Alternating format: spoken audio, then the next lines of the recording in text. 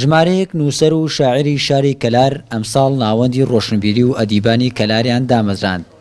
یەکەم کاری ئەو ناوەندەش ڕێخستنی دیداری شێروانە بوو بۆ شێعر و توێژینەوە. ئەو دیدارە لە هۆڵی هونەر لە شاری کەلار کارەکانی لە ماوەی 2 ڕۆژدا بەڕێوە دەچێت.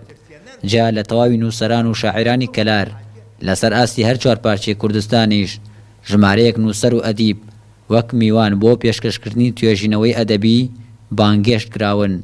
بە خۆشحاڵیەوە ناوەندی ڕۆشنبیری و ئەدیبان و نووسەرانی کەلار لە یەکەم کار و چالاکی خۆیدا ئەم دەرفەتەی بۆ ڕەخسا بە ئێوەی بەڕێز و خاوەن قەڵەم شاد بێت. هاوکاریکردنی بەڕێوەبەرایەتی گشتی ڕۆشنبیری و هونەری گەرمیان بۆ یەکەمین دیداری شێروانە بە خۆشحاڵیەوە لە سۆنگەی گرنگی ناوەڕۆکی دیدارەکەەوە بووە. هەروەها لەو سۆنگەیەوە کە پێویستە لە هاوشانی چالاکیە هونەریەکانمان بە هەمومانەوە هاوکار بین بۆ بەرەو پێشبردننی بواری ئەدەب و شیعر و توێژینەوە.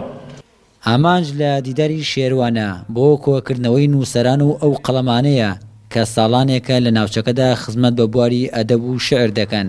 هاوکات دەرفەتێکیش دەبێت بۆ هێنانە پێشەوەی ڕوخسارە نوێیەکانی شعری ناوچەی گەرمیان.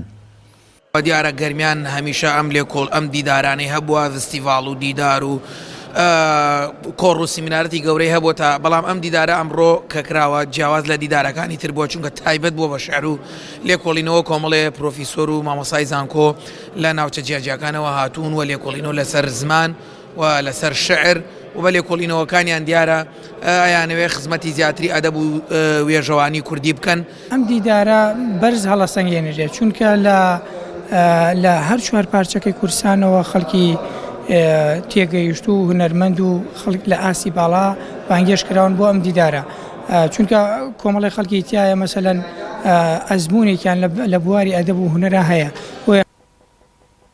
لە دیداری شێرواندا جگە لە ئەنجامدانی 2 کۆڕی شێعری بۆ 14 شاعر هاوکات 8 پسپۆری بواری ئەدەب لە 2 پانێڵدا توێژینەوەکانی خۆیان دەخەنە ڕوو. بڕیار وایە دووەمین ڕۆژی دیدارەکە لە زانکۆی گەرمیان بەڕێوە بچێت. شاهۆ ئیبراهیم، گەلی کوردستان، کەلار.